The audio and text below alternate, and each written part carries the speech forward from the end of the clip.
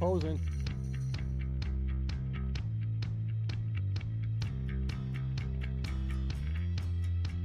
Hey, Wilson presents the time capsule of golf courses in Rochester, New York. We have the most, I think the third most dense population of golf courses with our population. So a lot of people interview, you know, the celebrities, the pros, the Tiger Woods, the Phils, you know, the Jacks in the time.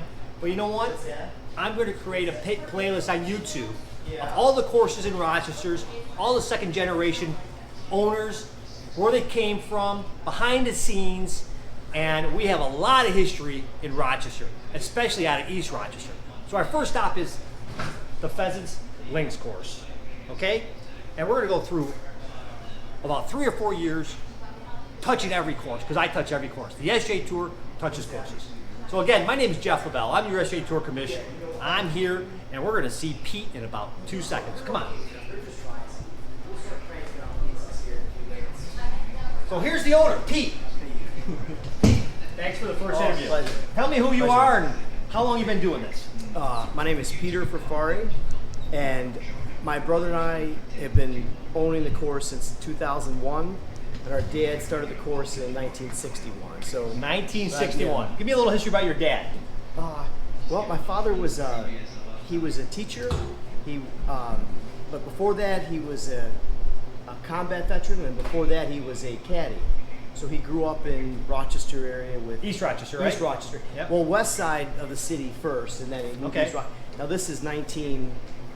He was born in 23, so he moved to East Rochester in the early 30s. And what's your father's first name? Rocco Furfari. So There we you like go. our last names have a different pronunciation because we switched our name back to the name of our grandfather when he came over from Italy. He was Furfari. So your father was in World War II? Yeah, my dad was a nose and waist gunner on B-24s out of North Africa in the Second World War. And that's part, right? 9 holes, is that Liberator, right? Yeah, the Liberator. And that's It's that plane, right? So the B-24s, we named the back 9 the Liberator after one of the bomber that he was out crew on. So we talk a lot of times, you know, about East Rochester having a lot of history, and your dad was friends with the Checos, Sure. and The Rosettas. the Rosettas back in East Yeah. Rochester, and they all came back from the war, and they all say, hey, we're going to help build golf courses? Yeah. Is that how it happened? Like, I think eventually, it took maybe 10 years or so for a lot of them, but most of these, a lot of course owners in Rochester, and that wave of courses built in the 50s and the early 60s, a lot of those guys were all caddies. They caddied Oak Hill, the Ron DeCoy, big, CCR. CCR. Ron My DeCoy? dad mostly, a lot of the, I know a lot of my father's friends, a lot of the ER guys were caddies in the Ron DeCoy. Gotcha. Which they loved. Right. So your dad built, when was the first day open? They started building in 1961. I think that they had 3 holes open by 62. Okay. So then, and then they just kept adding holes. Who designed it? My father, and he had a partner in the very beginning, Mr. Camiso, who was a golf pro out of Rochester. Okay. So they were partners initially, and then it was, and then with my uncle Peter, and then there was just my father, and my uncle went on with it. Right. I see you got a big addition going on. Yeah. Right. We talked earlier about that. You're going to add on to there. About how many square feet you're going to add on? Well, we're doing all new landscape and a pavilion. It's a 2,400 square feet. Gotcha. So actually, how many acres does the Pheasant Links course sit on now? Because you have 27 holes. 27 holes. The course itself sits on about a little over 250. Gotcha. So not all of it's you. So you've been kind of running the show for what, 20 years? You're saying? Yeah, so a little more.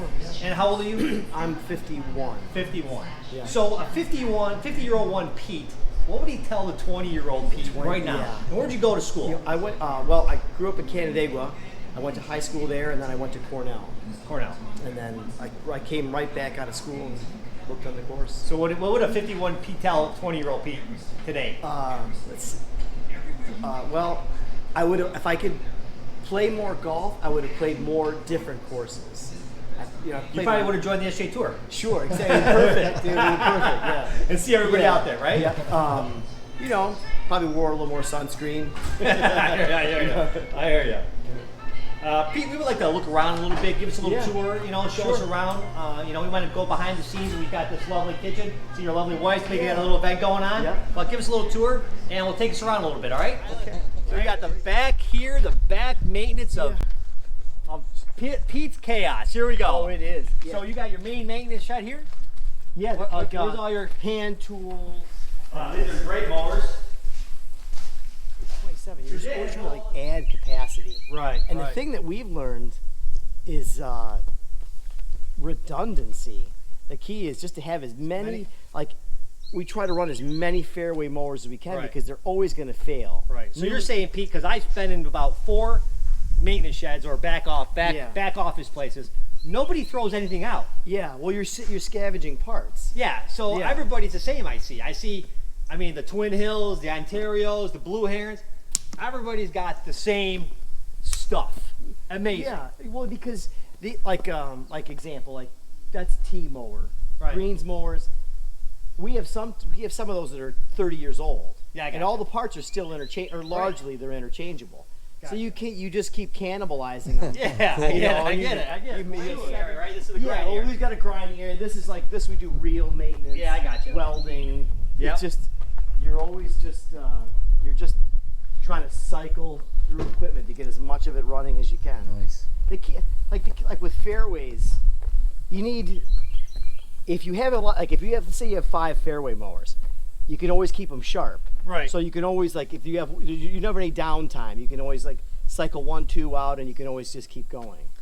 Sharpness is key. Blades have to be sharp. Yeah. Or you get more disease. You have more drought pressure. You want to cut that crown, right? Yeah. So just above it. Above, right above it. Yeah. Yeah. So we've been mowing with like a higher frequency, and it works. So let me ask you, as you know, I put a residential green in. What are your greens at? How high, or what's your cut right now in your greens? We're at 1.4. We're at 140, like 140,000. 140. Yeah.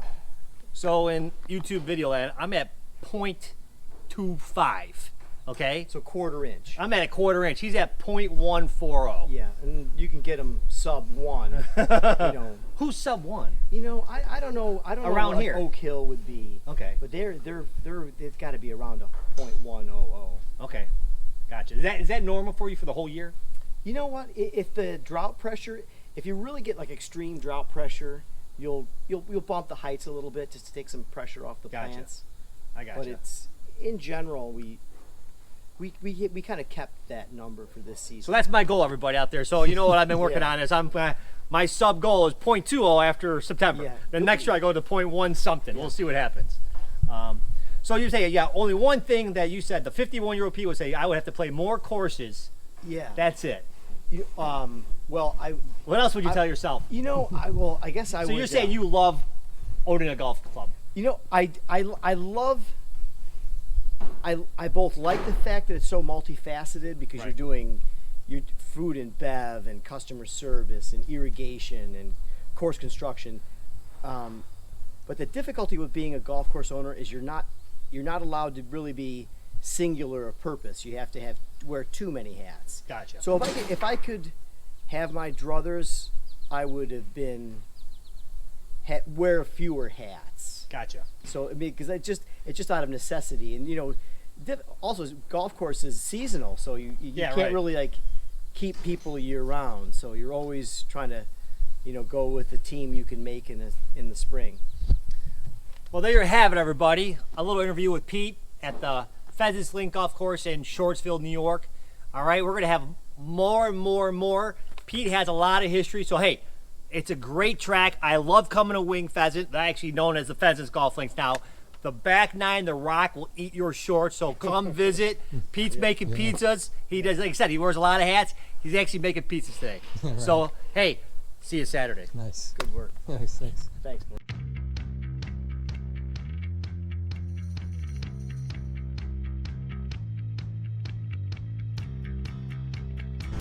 The only pizza oven in the SJ Tour.